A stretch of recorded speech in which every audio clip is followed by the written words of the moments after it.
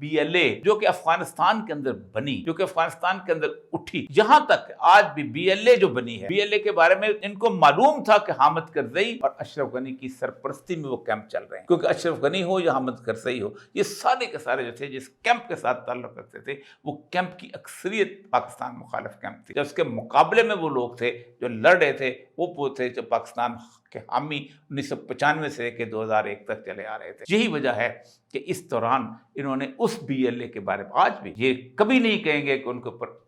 کیا جائے۔ پاکستان کی تاریخ میں سب سے پہلے شناختی کارڈ دیکھ کر قتل کرنے کا رواج جو تھا، یہ پیر غیب کے اس چشمے میں ہوا تھا جہاں میں BDA میں کام کرتا تھا۔ میرے بیچارے 6 سبارڈینیٹ پنجابی اور 3 بلوچ وہاں نہانے کے لیے گئے تھے اور ان میں سے 6 کو شہید کر دیا، کوئی نہیں بولا تھا۔ آج بھی پنجابیوں کے بارے میں جو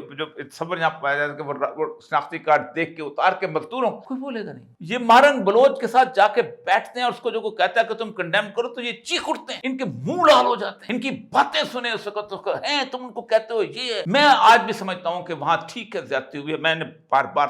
اس وقت میں نے لکھنا شروع کیا تھا جب اکبر بگٹی کا واقعہ ہوا تھا، میں نے کہا تھا آپ یہ غلط کر رہے ہیں، لیکن یہ تم نے تمیز کیسے کرنا شروع کر دی دونوں کی؟ بنیادی وجہ یہ ہے پاکستان کا یہ طبقہ بنیادی طور پر یہی چاہتا ہے کسی نہ کسی طور پر مسلم امہ کے مسلمان آپس میں لڑتے ہیں۔